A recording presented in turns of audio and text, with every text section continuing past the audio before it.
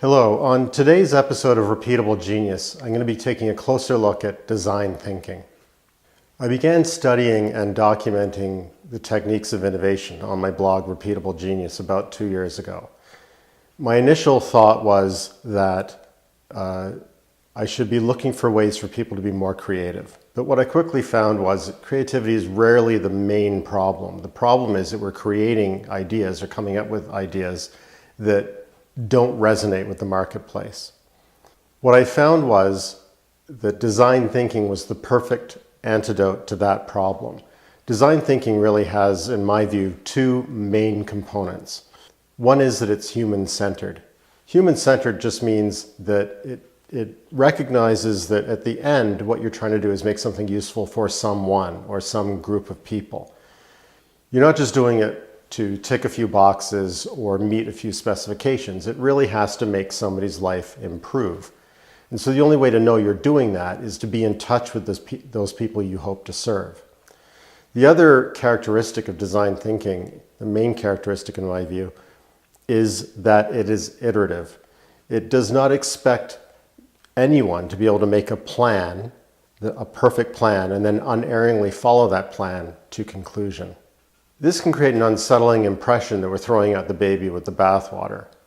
A lot of human progress is directly attributable to plans. So if we have a technique that is so good at innovation but doesn't involve a lot of planning, how do we reconcile the two?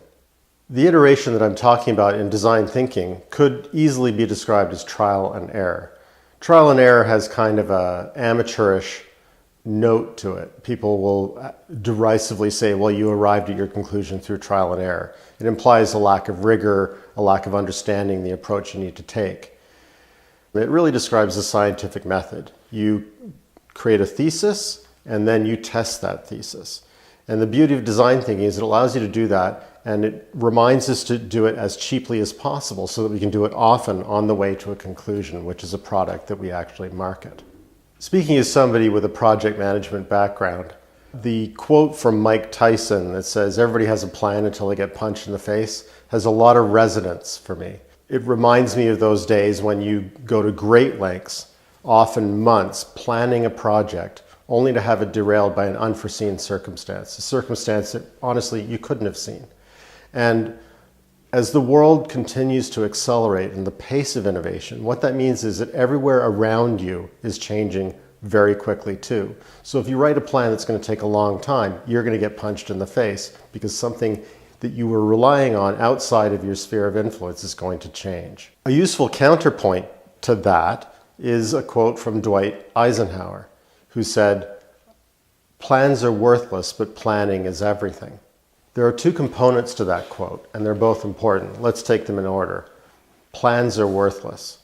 What President Eisenhower is recognizing, then General Eisenhower, is recognizing in that quote is that you can write plans all day, you can write them for years, and then when you embark on that plan, you're going to encounter an obstacle that you didn't anticipate, and so your plan becomes worthless.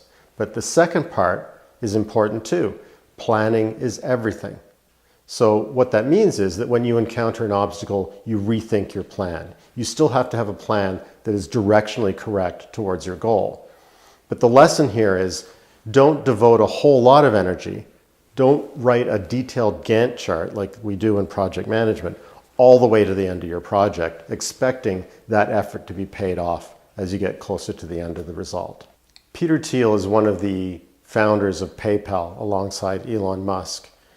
He is a billionaire and invests in many startups. And when he looks at which companies to invest in, one of his criteria is when they have that initial PowerPoint and they can say, we can do A, we can do B, we can do C, we can do D or E. These are all the ways we will pursue hoping to make some money. And then there's the other company that says, we're going to do A. Whether we have to change how we do it, we're still going to do A. That is our plan. That is our objective. He's much more likely to fund the latter because they have a direction they're going to. And so this is another way of framing the idea of a plan. A plan is really about taking the initial first steps toward a specific outcome and understanding that you're going to have to tack zigzag on the way to that goal. The point I'm making is that the design thinking does not talk a lot about planning. It's almost an antidote to the planning culture that we have that says everything has to be planned before it's approved, everything has to be known before we start. It's almost impossible in this day and age to take that approach. But what I'm finding comfort in is that the two approaches are not incompatible. You can plan the first leg of your journey in great detail, and you can plan the remainders in diminishing detail towards the goal.